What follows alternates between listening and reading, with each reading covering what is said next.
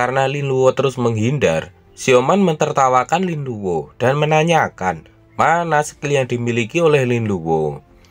Xiaoman menantang Lin Luo untuk menggunakan skill kebanggaannya untuk menyerangnya. Namun tak lama kemudian, tanpa Xiaoman sadari, dia sudah terkena virus dari Lin Luo. Xiaoman tak percaya dia bisa terkena virus itu. Padahal dia sudah mengambil jarak dari Lin Luo agar skill Lin Luo tidak bisa menjangkau dirinya. Dan ternyata yang menggunakan skill itu bukanlah Lin Luo, melainkan Little Green. Dia pun langsung menggunakan Black Death Outbreak untuk mengakhirinya. Dan benar saja, Xiaoman pun langsung perlahan terjatuh. Dia sedikit demi sedikit mulai kehilangan kesadarannya. Sembari terjatuh ke bawah, Xiaoman masih saja penasaran kenapa dia bisa terkena virus itu dan bagaimana caranya Lin Luo memberikan virus itu padanya. Dan akhirnya, sampai nafas terakhirnya dan sampai sekarang pun, Xiaoman masih belum mendapatkan jawabannya. Tewasnya Xiaoman itu disertai dengan skill tanamannya yang juga perlahan menghilang. Ternyata bukan hanya Xiaoman saja yang penasaran. Tang Cheng pun juga bertanya-tanya apa yang sebenarnya terjadi. Kenapa tiba-tiba Xiaoman mati? Lin Luo tak memberikan jawabannya. Dia justru malah mengatakan jika tak hanya Tang Cheng saja yang bingung, bahkan kemungkinan Xiaoman pun juga tak akan mendapatkan jawabannya. Kemudian Lin Luo melihat ke arah pertarungan di pihak pria dari keluarga Lian dan Wolf 13. Walaupun Lin Luo tidak menyukai pria itu, namun Lin Luo berniat akan menolongnya karena Valen adalah musuh dari mereka semua. Panel berpindah di pertarungan pria dari keluarga Lian. Terlihat dari serangan mereka berdua, kekuatan mereka saat ini seimbang. Namun setelah benturan kekuatan mereka, tiba-tiba Wolf 13 merasakan ada yang tidak beres dengan perutnya. Karena merasa diremehkan, pria dari keluarga Lian itu mengatakan jika Wolf 13 sangat tidak sopan karena memalingkan wajahnya saat bertarung dengannya. Dan serangan pun dilancarkan ke arah Wolf 13. Sembari menahan serangan itu, Wolf 13 mencoba menjelaskan jika bukan itu maksudnya.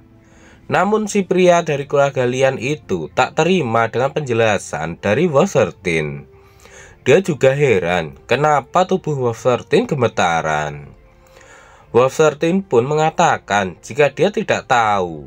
Dia tak tahu kenapa tiba-tiba perutnya sangat sakit dan itu pun hampir keluar. Kemudian Wolf 13 membalikkan badannya dan ingin pergi ke kamar mandi dulu. Namun pria dari keluarga Lian itu tak akan membiarkan Wolf 13 pergi begitu saja dan langsung melancarkan serangannya ke arah Wolf 13. Dan akhirnya serangan itu pun kena telak ke tubuh Wolf 13 dan menyebabkan dia sampai akhir hidupnya tak sempat menikmati nikmatnya mengeluarkan isi perutnya. Karena berhasil mengalahkan Wolf 13, pria dari keluarga Lian itu pun melepaskan jubah apinya. Dia mengatakan jika itulah harga yang dia terima karena telah meremehkan dirinya. Setelah itu, dia ingat kalau Lin Luo sedang bertarung melawan Xiaoman dan dia pun akan segera ke sana untuk membantunya. Namun saat melihat ke arah Lin Luo, dia sangat terkejut karena pertarungan di tempat Lin Luo sudah selesai. Pria dari keluarga Lian itu pun tak percaya Lin Luo berhasil mengalahkannya. Padahal Xiaoman adalah salah satu dari yang terkuat di jajaran Valen. Namun dia bisa dikalahkan dengan mudah oleh seorang murid. Bahkan tadi perilaku dari Wolf 13 pun juga terlihat sangat aneh. Dia curiga itu ada hubungannya dengan Lin Luo. Kemudian pria dari keluarga Lian itu pun turun di sebelah Lin Luo dan langsung menanyakan profesi apa yang Lin Luo miliki. Dengan santainya, Lin Luo mengatakan jika profesinya bukanlah sesuatu yang spesial. Profesinya hanyalah seorang priest. Sedangkan di luar penghalang itu, terlihat dua orang penjaga itu terus mencoba menghancurkan penghalang itu dengan gabungan kekuatan mereka. Namun sepertinya itu percuma. Penghalang itu sama sekali tidak menunjukkan kalau dia akan hancur. Namun yang berambut panjang tak mau menyerah begitu saja. Dia mengatakan jika mereka harus mencobanya sekali lagi. Namun sebelum melakukannya, si rambut pendek melihat kalau Dark Mist Pass itu sudah menghilang. Mereka tak percaya kalau ternyata Lin Luo dapat dikalahkan dengan cepat, dan satu-satunya yang dapat mereka lakukan hanyalah membalaskan dendamnya.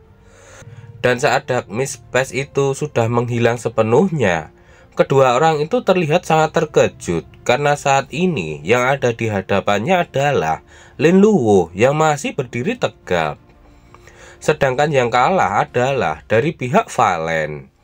Dan yang membuat mereka berdua terkejut lagi adalah yang tewas itu adalah Xiaoman, Ghost 27, dan Wolf 13. Dan mereka adalah salah satu yang terkuat di Valen. Karena melihat ada dua orang di hadapannya, Lin Luo menanyakan siapakah mereka. Kemudian yang berambut panjang menunjukkan rencananya. Dia mengatakan jika mereka berdua adalah guardian yang ditugaskan untuk mengawal Lin Luo. Kemudian dia menanyakan sebenarnya apa yang terjadi di dalam Dark Mist. Pria dari keluarga Lian pun pergi dan menyuruh kedua guardian itu untuk bertanya kepada Lin Luo karena ada hal yang harus dia lakukan. Kemudian kedua guardian itu pun kembali menanyakan apa yang sebenarnya terjadi di dalam Dark Mist itu. Tang Cheng mencoba menjelaskan jika Lin Luo telah mengalahkan salah satu dari Valen itu. Namun Lin Luo menyela dengan mengatakan jika semua itu atas bantuan dari pria dari keluarga Lian itu. Jika tidak ada orang itu, pasti Lin Luo dan Tang Cheng akan mati. Kedua orang itu pun terdiam sejenak setelah mendengarkan penjelasan dari Lin Luo. Setelah itu, kedua guardian itu menyuruh Lin Luo untuk pergi. Namun mereka memperingatkan Lin Luo untuk diam di rumah dan tetap waspada, karena tahun ini para Valen sedang aktif-aktifnya. Lin Luo pun berterima kasih karena sudah diingatkan dan dia pun pergi dari sana. Saat Lin Luo sudah pergi, salah satu dari guardian itu tahu jika Lin Luo sudah berbohong. Dia heran kenapa dia dilepaskan begitu saja. Si rambut panjang mengatakan jika Lin Luo tidak ingin menjawab dan mereka tidak bisa memaksanya. Selain itu, tugas mereka adalah untuk melindungi Lin Luo. Lin Luo juga meninggalkan dua Valen di sana. Dan Xiaoman bukanlah Valen biasa. Dia adalah salah satu dari Night Watch. Bahkan, dia juga punya backingan dari orang-orang di Epic Realm Valen. Karena ini bukan lagi hal yang bisa mereka tangani, mereka pun akan melaporkan hal itu ke wakil guardian dulu. Panel berpindah ke tempat Lin Luo. Tang Cheng kagum dengan para guardian itu. Hal itu karena ini pertama kalinya dia melihatnya. Lin Luo tahu jika guardian itu adalah seorang profesional yang menjadi bagian dari kekuasaan Dragon Kingdom. Mereka tersebar di seluruh kota dan kekuatan mereka sangat luar biasa. Lin Luo tahu jika mereka bukan hanya untuk melindunginya, melainkan juga untuk menjadi pembatas. Profesional adalah orang yang mencintai kebebasan dan bergerak sesuai kehendak profesional guild. Tetapi guardian bisa mempengaruhi itu. Jadi banyak konflik antara mereka berdua dan beberapa keluarga profesional. Bahkan ada banyak kebencian terhadap guardian juga. Tang Cheng mengingat perkataan dari Xiaoman. Tang Cheng khawatir kalau orang tua racun yang dibicarakan oleh Xiaoman tadi sudah mentargetkan Lin Luo. Namun Linluo menenangkan Tang Cheng karena sekarang mereka ada di kota Binhai. Linluo yakin orang seperti dia tidak akan bisa membuat perubahan. Linluo mencontohkan profesional epic realem seperti tetua racun. Orang-orang yang berkuasa di kota bukan cuma makan saja.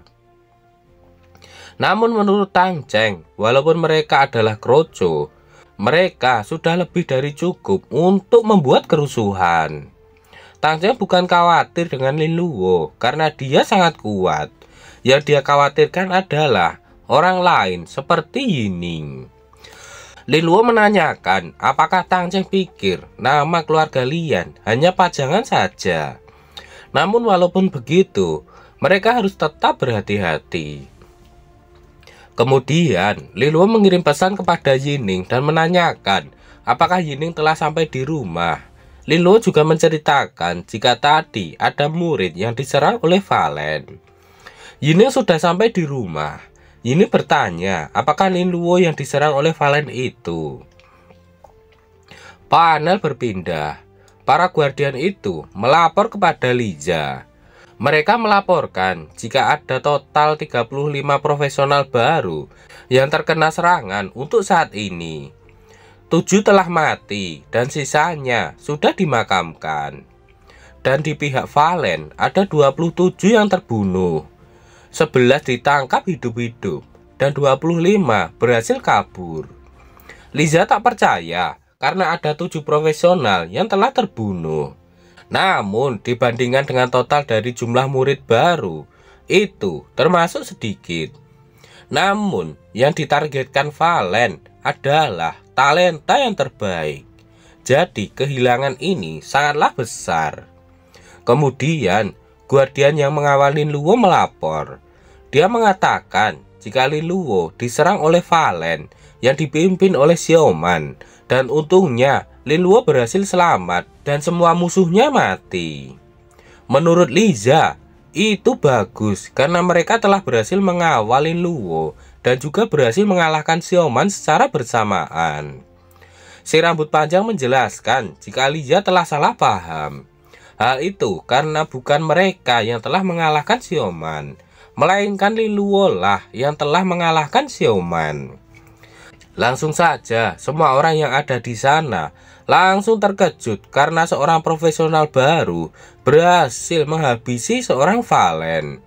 Dan juga musuhnya adalah Xiaoman. Mereka tahu jika wanita itu bukanlah Valen biasa. Kemudian Liza meminta guardian itu untuk menjelaskan secara rinci kejadiannya.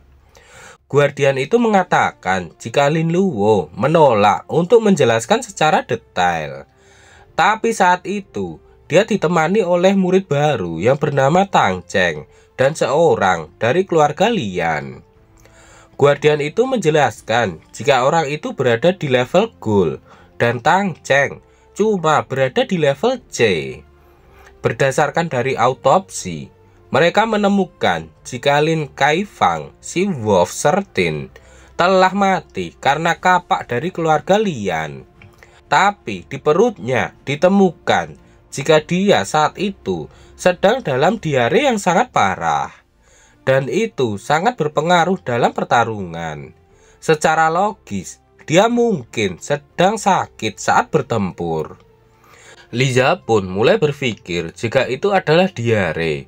Kalau dipikirkan secara logika, Linluo mempunyai kekuatan virus Bladed. Jadi tidak mungkin diare itu dari Linluo. Kemudian guardian itu menjelaskan tentang Ghost 27. Diketahui dia telah mati oleh Xiaoman. Kemudian guardian itu menjelaskan tentang Ghost 27. Diketahui dia telah mati oleh Xiaoman. Dengan kesetiaannya terhadap Xiaoman, kemungkinan itu terjadi karena ada konflik antara mereka berdua. Itu seperti pikiran Xiaoman dikendalikan dan dia dihabisi. Mereka juga menemukan banyak virus Black Death dalam tubuh Xiaoman yang menyebabkan kematiannya. Guardian itu yakin jika Linluo banyak berhubungan dengan kematian 3 Valen itu. Bahkan ini sangat wajar jika ini disebabkan oleh Lin Luo. Dan dia juga yakin jika Lin Luo bukanlah priest biasa, melainkan Dark Priest. Namun menurut Liza, Guardian itu masih terlalu dini untuk menyimpulkannya.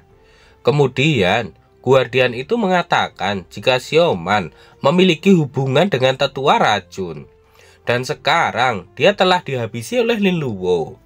Guardian itu takut jika tetua racun itu akan balas dendam kepada Lin Luo. Namun Liza mengancam jika tetua racun berani datang ke sana, Liza akan mematahkan tangannya. Panel berpindah di keluarga Lian. Terlihat Yining mencoba menjelaskan kepada ayahnya jika Lin Luo itu memang hanyalah seorang priest dengan rank D. Namun dia bisa berada di posisi yang pertama. Bahkan Yining juga mengatakan jika dia menyukai Lin Luo. Namun kenapa ayahnya sama sekali tidak menerimanya? Ayah Yining menjelaskan jika saat ini Yining telah bertunangan dengan keluarga tuan muda dari Pulau Ular.